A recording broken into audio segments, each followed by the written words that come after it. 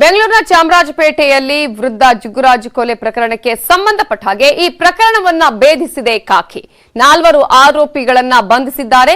5 ಕೋಟಿ ಮೌಲ್ಯದ ಚಿನ್ನವನ್ನ ಪೊಲೀಸರು ವಶಕ್ಕೆ ಪಡೆದುಕೊಂಡಿದ್ದು ಬಂಧಿತರಿಂದ 5 ಕೋಟಿ ಮೌಲ್ಯದ 8.75 ಕೆಜಿ ಚಿನ್ನವನ್ನ ಪೊಲೀಸರು ವಶಕ್ಕೆ ಪಡೆದಿದ್ದಾರೆ।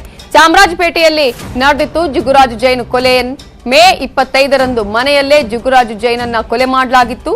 ವಿಜಯರಾಮ್, ಮಹೇಂದ್ರ, ಪುರಾನ್, ಓಂ ಪ್ರಕಾಶ್ ಈ 4ರನ್ನ ಪೊಲೀಸರು ಅರೆಸ್ಟ್ ಮಾಡಿದ್ದಾರೆ। ಆರೋಪಿ ಓಂ ರಾವ್ಗಾಗಿ ಪೊಲೀಸರು ತೀವ್ರ ಹುಡುಕಾಟವನ್ನ ಮಾಡ್ತಾ ಇದ್ದು 53 ಲಕ್ಷ ನಗದು 4 ಕೆಜಿ ಬೆಳ್ಳಿಯನ್ನ ವಶಪಡಿಸಿಕೊಂಡಿದ್ದಾರೆ ಪೊಲೀಸರು। ಮನೆ ಕೆಲಸಕ್ಕೆ ಇದ್ದ ಬಿಜೋರಾಮ್ನಿಂದ ಈ ಒಂದು ಕೃತ್ಯ ನಡೆದಿತ್ತು।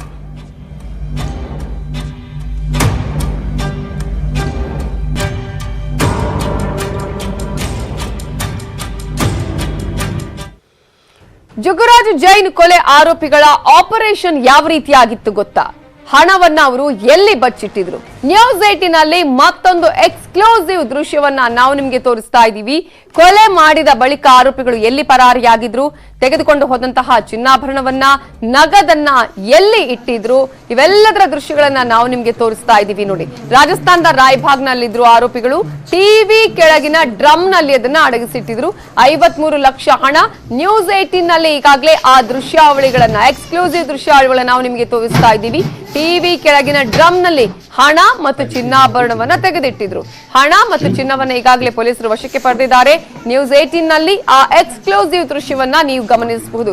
ಒಂದ್ ಕಡೆ ಈಗಾಗಲೇ ಕೊಲೆ ಮಾಡೋದು, ಕದಿಯೋದು ಸುಲಭ, ಆದ್ರೆ ಆ ನಂತರದ ಪ್ರಾಸೆಸ್ಗಳಿದೆಯಲ್ಲ, ಅದನ್ನ ಎಲ್ಲಿ ಇಡಬೇಕು, ಏನು, ಯಾರಿಗೆ ಕೊಡಬೇಕು, ಅನುಮಾನ ಬರದ ಹಾಗೆ ಇರೋದು ಹೇಗೆ, ಇವೆಲ್ಲವೂ ಕೂಡ ಕಷ್ಟ।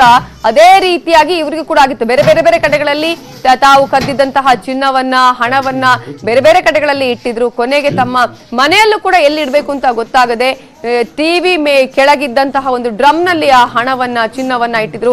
ಬೇರೆಯವರಿಗೂ ಕೂಡ ಒಂದಷ್ಟು ಕೊಟ್ಟಿದ್ರು। ಯಾರ್ಯಾರು ಈ ಆರೋಪಿಗಳು ಇದ್ರಲ್ಲ, ಈ ಕೊಲೆಯಲ್ಲಿ ಭಾಗಿಯಾಗಿದ್ದಂತಹ ಆರೋಪಿಗಳಿಗೂ ಕೂಡ ಈ ಬಿಜೋರಾಮ್ ಈ ಹಣವನ್ನ, ಒಂದಷ್ಟು ಚಿನ್ನವನ್ನ ನೀಡಿದ್ದ।